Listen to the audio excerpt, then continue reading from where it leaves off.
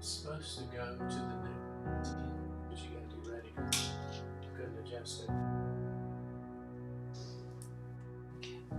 The Lord bless you and keep you. Make his face shine upon you and be gracious to you. The Lord turn his face toward you and give you peace.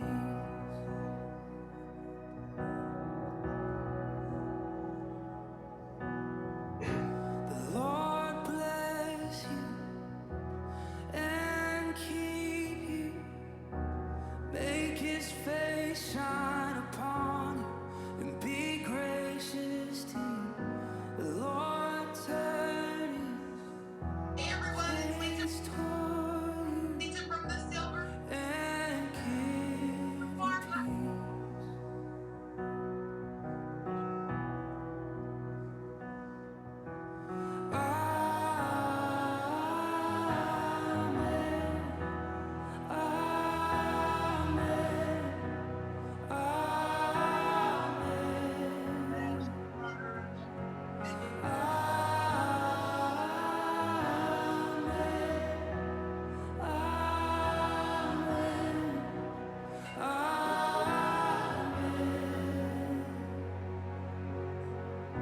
The Lord bless you and keep you.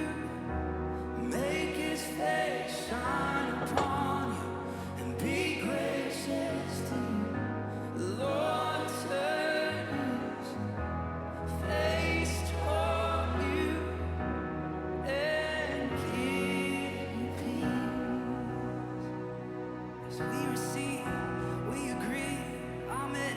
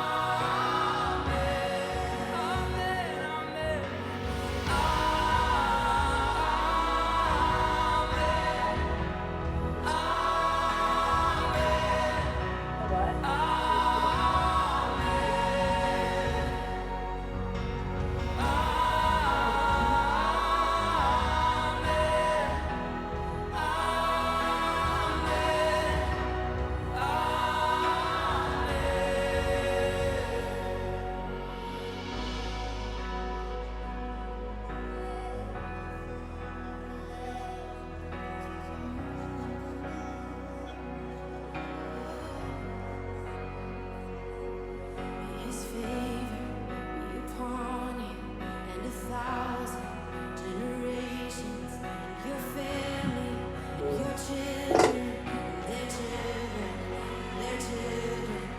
His favor be upon you and 1,000 generations, and your family, and your children, and their children, and their children.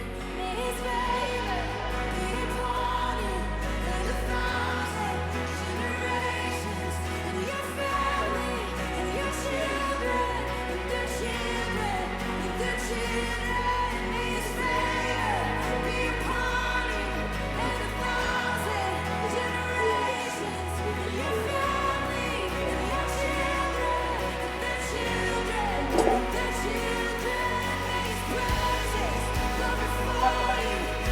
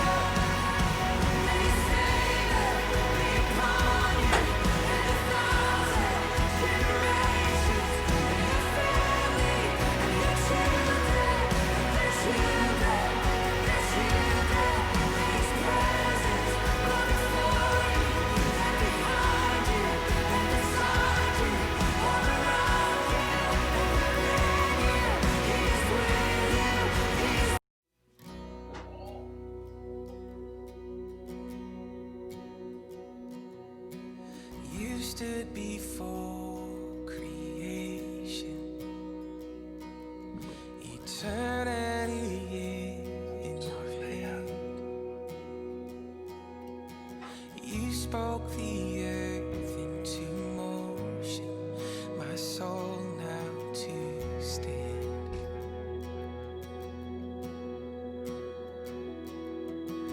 You stood before my failure and carried the cross for my shame. My sin weighed upon your shoulders, my soul now to stand. So what could I say? What could I do to offer this heart completely to you?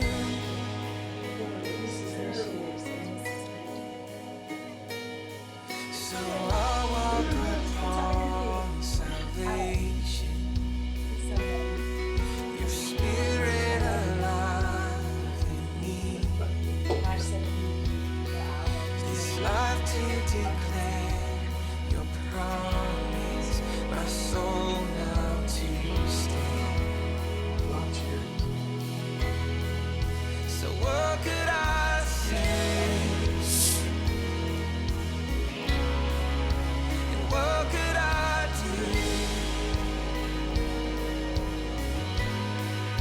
but offer this heart completely to you? What could I say?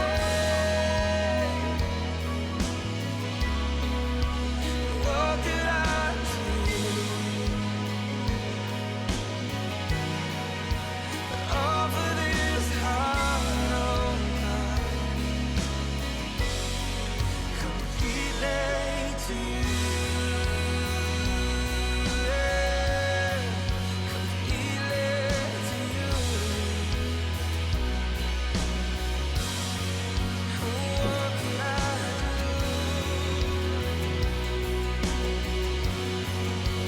Give you my heart, give you my heart.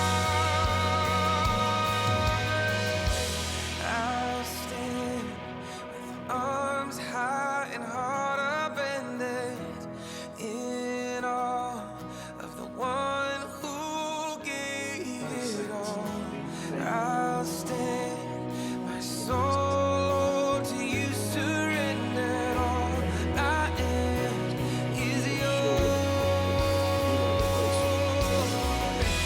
I'll stand with arms high and heart upended in awe of the one who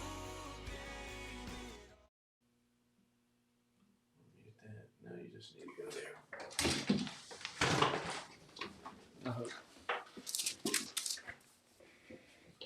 2, 1, go. Let it go. Okay. Hey, good afternoon. Hope you're doing well. It is time for Inspire. Now, last week we talked about apologetics, and what we said is we're going to start looking at apologetics. So I'm very, very excited about tonight. Hope you'll tune in every week and also share this. You can go ahead and share this video now and on your page, and people can watch live or they can watch later. It'll be posted not only here but also on YouTube at our channel, The Dirt Road. And just make sure you subscribe and hit that bell icon so you'll be notified when it's coming up. John 1 says, in the beginning was the Word, and the Word was with God, and the Word was God. It says he was with God in the beginning, and through him all things were made. Without him nothing was made that has been made. What does it mean? What I want to start out talking about, and there's so many things that we could talk about, but what I'd like to start off talking about is there really a God? Does God exist? And if he does, this is the second part of the same question, or question number 2. if he does, where does he come from? Now, these are common arguments from atheists. They would say that an atheist would say that there is no God, and here's the proof as to why. And I think it's important to know that we're coming from the same area. The theist is arguing that there is a creator, that there is a God, and the atheist is arguing that it's all naturalism, that the metaphysics of it. There's 4 areas of philosophy I don't want to get into too much, but the metaphysics of it all is naturalism. Now we're arguing from 2 obviously very important and different perspectives, but both are accepting by faith. I think that's what's so important to understand. When we talk about apologetics, one of the things that we stand against is science versus religion. And that's a really rather ridiculous position to come from, because naturalism is believed by faith, which is more religious than it is science. You can look at the science and it can do what it does, and it's a very useful thing, science is. In science, you put something in a pot and you heat it up to a certain temperature and you measure what happens. You write down, you observe, and write down your observations as to what happened. That's what science does, and it's very good, but it cannot speak to whether or not there's naturalism or a creator, creationism or naturalism. It can't speak to those 2 things, because both of those are believed by faith. It's just what you believe. Science cannot predict that or show that. Here's the thing. Remember this, belief is being convinced by the evidence. So the question is, are you convinced by the evidence that there is a God, or are you convinced by the evidence that there is no God? Well, that's the 2 big positions that I would want us to examine tonight and explore tonight. Now, what I want to say, of course, I'm saying that the Bible, and incidentally, if we talk about apologetics, it's very difficult to use the Bible, because that is an argument from authority.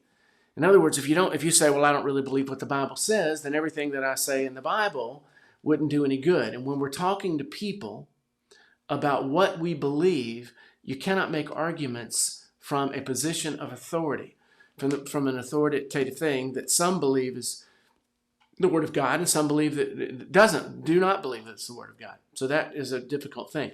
But we started off saying, in the beginning was the Word was with God, the Word was God. He was in the beginning with God, which is an interesting thing, because in the very beginning, that phrase says, in the very beginning, something happened in the past, and that was that God was. All right, so that's what I want to look at tonight. Is there a God? Does God exist? C.S. Lewis uses an amazing argument, I think, and in my opinion, one of the best arguments in his book called Mere Christianity. It's a very old book. It's a very short book, and one that I have read many, many times. I just go back every now and then and read it to refresh my mind in this area. And what C.S. Lewis is arguing is a moral argument. He's presenting a moral argument for the existence of God. What he says is that without morality, or I should say without God, then there is no morality. Morals are how we live our lives. It's how we conduct ourselves. It's how we know right from wrong or good from bad. And there's even some grades in that. There's good, there's better, and there's best in those moral things. But he says we see it all the time. Everywhere we go, whether you're a theist or an atheist, whether you believe in God or you do not believe in God, you find people saying things like, hey, that's not fair. Or, hey, give me a slice of your apple, a bite off your apple. When I get one, I'll give you mine. Or things like that. I hit him because he pushed past me in line. There are things that we do every single day, and they seem to be appealing to some sort of moral argument, moral position that we believe not only we should live by, but the other person should live by. And that both of us know it. And any time you hear people arguing, that's what you hear over and over. That's what, hey, that's not fair means, right? You knew that what you did was wrong, and I knew that what you did was wrong, and what you did was absolutely indeed wrong. But without God, if there is no God, then that makes no sense.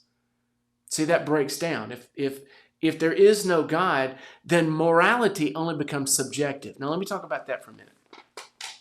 The difference between an objective thing and a subjective thing is whether or not it's true outside of ourselves. Recently or lately in the news, you've been hearing a lot of people talking about my truth. My reality, my story. This is my truth. This is what I live, my lived experience. They say things like that to say, this is a subjective point of view. And the problem with that is that's great that that's your truth, but it doesn't apply to me if there's no morality. All right, is it true that we should be kind to people? Well, the Bible tells us to be kind to one another, that we should do that. That we should bear all things, believe all things, hope all things, and endure all things when it comes to other people. That's what 1 Corinthians 13 says. And so if the Bible is telling us that, then we believe that that's a moral way of living, to be kind to one another. But if there is no God saying that to us, then why should I be kind? What if I choose not to be kind? How am I any more wrong than you wanting to be kind? An atheist would say, well, it's just sort of ingrained in us. You don't need a God. It's just ingrained in us. But that's impossible. Because all I would say is, no, that's ingrained in you. You can't say what's ingrained in me because you're not in me. All you can say is that's your truth. One of the greatest examples of this, and again, going back to C.S. Lewis, this is what he says, that let's look at Nazi Germany. For most people, the atrocities that happened in the 1940s under the Nazi regime and under Hitler were absolutely universally condemned. No one says, or very few people, would say that what happened, what the Nazis did, was good. The way that the Jews were treated and assassinated simply because they were of a different race was an awful, awful thing that happened. But why do we say that? Why is it awful? How are we to say that the things that happened there are bad and us wanting people to live is a good thing? And the reason that we can say that is because there is a God that has said that. He has spoken. It is not a subjective truth that's subjected just to me. It's not just what I think. It is an objective reality and a truth that you cannot kill people. You cannot exterminate human beings. That is absolutely abhorrent to all people, all mankind, at any time, anywhere, in any situation. All right, so that objective, in other words, it's outside of me. Objective means like if I look outside and the sky is gray and water is falling in droplets from the sky, and I say it's raining and you say it's not, well, that's an objective reality. It doesn't matter whether you say it is or it isn't. It really is raining outside. And so that's an objective truth that it is atrocious to exterminate human beings. All right, and that doesn't change at any point in time. It doesn't change anywhere. What C.S. Lewis says is that if there is no God, then what they did was quite all right, if that's what they chose to do. Now, we may have to go to war with them. We may have to fight them, but we can no more blame them than we could for the color of their hair or the color of their eyes, which was a major issue then, right? So we're not, without God, without there being a creator, without there being one that is high and away and above the universe as we know it, the one who has set the standard for us through his word, and it is a book of authority, and it is an authoritative document that we have in our lives. But without him setting that standard for us, then there really is no good and bad. It's just whatever you want to do. That's why if you watch Star Wars and you understand the nature of the movies Star Wars, they present what's called dualism, which is you can be on the dark side or you can be on the side of the right or the light if you want. You can consider Luke Skywalker a hero, but you may as well consider Darth Vader a hero. It depends on your perspective. Or Kylo Ren, if you watch the the latest ones. So it depends on your perspective, but that's not the way it is. There is good and there is right and there is wrong and there is bad. Those things actually exist. And the reason that they do is because someone said, this is good and this is bad. This is not right. All right, this is the right way to act, right behavior. This is bad and wrong behavior. And we live our lives by that. This is called the moral argument. It's arguing from a position of morality. Who is someone, if an atheist comes and says, and if you are an atheist and you were to say that I don't believe there is a God, then I would ask the question, what is right and wrong? Help me understand your level of comprehension of morality. And if you say that's right, then I'll say, well, why is that right? What makes that right? What makes you right in what you say? If you were to say, let's go back to what I said earlier, if you were to say, be kind to people, we need to be kind to people. We don't need to be murdering people. We don't need to be hurting children, on and on and on. Those are things, we just need to live the best life. Why should we do that? And what do you mean by best? If I want to murder people, then I ought to be able to do it because that's the best life for me. If there is no morality, then that would be the right thing to say. If there is, I should say this, let me make this clear. If there is no objective reality, there's subjective morality. I shouldn't say reality, morality. If there is objective morality, if there is subjective morality, then that's subject to you. You decide how you'd like to live your life and don't tell others how they should live their life. But if there is a God, and He has set the standard, and it doesn't have anything to do with how I feel and what I think is right, and how you feel and what you think is right, then we must both agree to live in a particular way. Here's my point. That's how people actually live. People actually live their lives as though there really is a God. They do believe, most people do believe that murder is wrong, that you should not do that. That cruelty to animals is wrong and you shouldn't do it. They're doing a lot of things, robbing people, just going in and taking things that you want to take out of people's homes. That's stealing and you shouldn't do it. Lying is bad.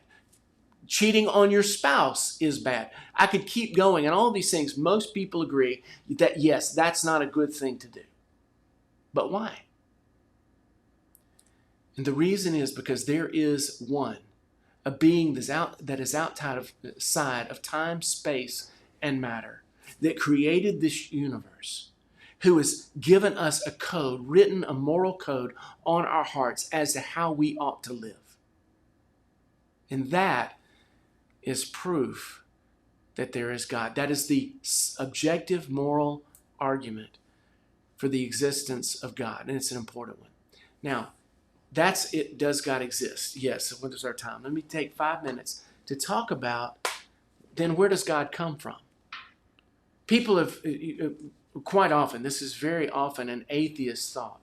Now remember, these are apologetics. We're defending what we believe. Why do we believe what we believe? Well, where did God come from? Who created? If God created everything, if He's the creator, then who created Him?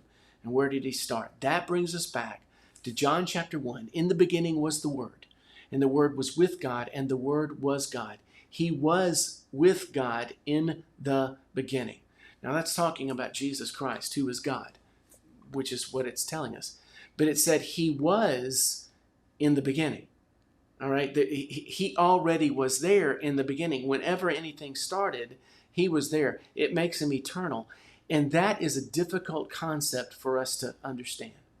That God is an uncreated one. He is not bound by creation. He's outside of that, of being created. And He never was created.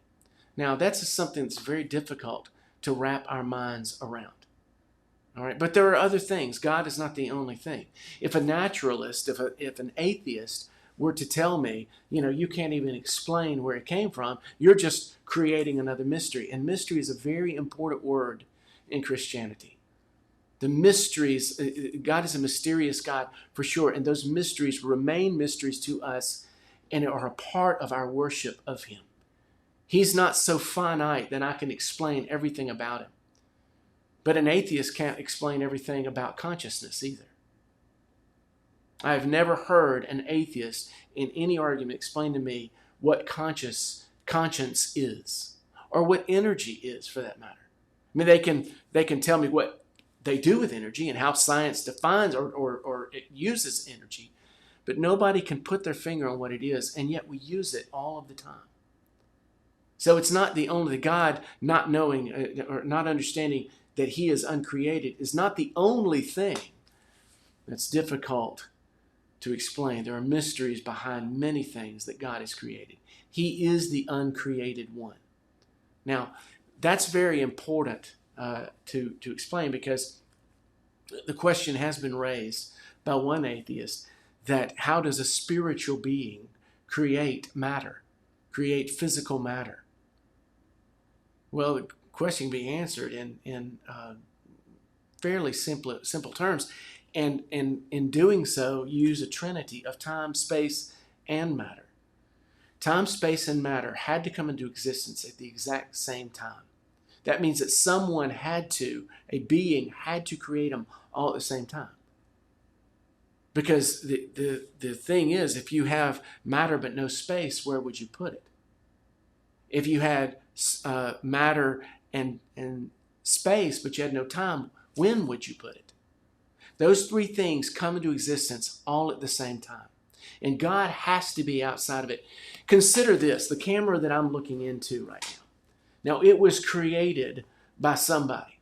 Someone created that camera and put it all together. The person that created that camera is not inside the camera. There's not actually a little bitty fella in there moving the lens and adjusting the focus. We understand that the person who created the camera is outside the camera.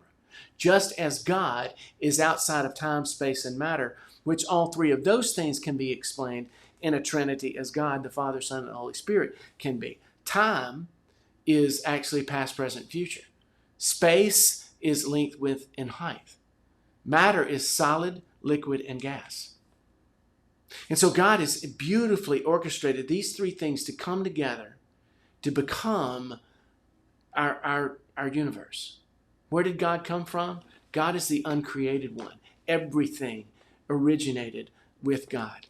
So let me close with this, because we're always going to do about 20 minutes. In the beginning was the Word. And the Word, we're talking about Jesus here. And the Word was with God, and the Word was God. He was in the beginning with God. Now, all things were created through him. And apart from him, nothing came into being that has come into being. All right? We can go back to the very beginning of the whole story in Genesis and find time, space, and matter, by the way.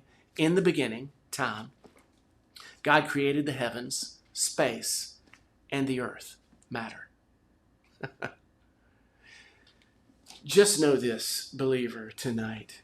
And I encourage you, atheists, this is not a time when we talk about apologetics. This is not a time to ever mock what people believe. It's to absolutely engage in a conversation. But so many people just don't know how to defend their faith. They believe what they believe, and they believe that they must be more, or I should say less educated than someone else who believes in, say, science. But the truth is this: you are not uneducated. You can learn these things and learn basic truths. Tonight we looked at an objective moral argument for the existence of God, and we looked at time, space, and matter as being created by the uncreated one, God. Or let me say it this way, Jesus Christ. All right, so believe that tonight. I hope you enjoyed this time of just apologetics, just starting off. We got so many questions that I want to be able to answer. One question came up, and if you have any questions, then be sure to put those in the comments, and we'll try to address them. But one question that did come up, that if you had to choose between taking medicine for an illness or praying about an illness that was terminal, that could be terminal, which would you do? Would you pray or would you take the medicine? We're going to answer that question in the weeks to come. But it'll be things like that we're going to be talking about, and I want to hear from you. I want to know what you think. If you do not believe in God tonight and you'd like to chime in and ask a question or make a comment, I'd love to hear it because I'd love to engage in an intelligent conversation about theism, about the existence of God, and what Christianity means. It's been said that there are people who set up a Christianity that's fit for a 6-year-old and then they mock it and tear it down. But I'd like to say that Christianity is far greater than that. It's far less simple than that. There's a beautiful simplicity to it, but it's also very, very deep and very, very mysterious and deserves our attention. So let's give it. All right. I hope you had a great night. We will continue with our apologetics next week and Inspire, and I will see you tomorrow at 11 o'clock for the Daily 11. See you then. Good night.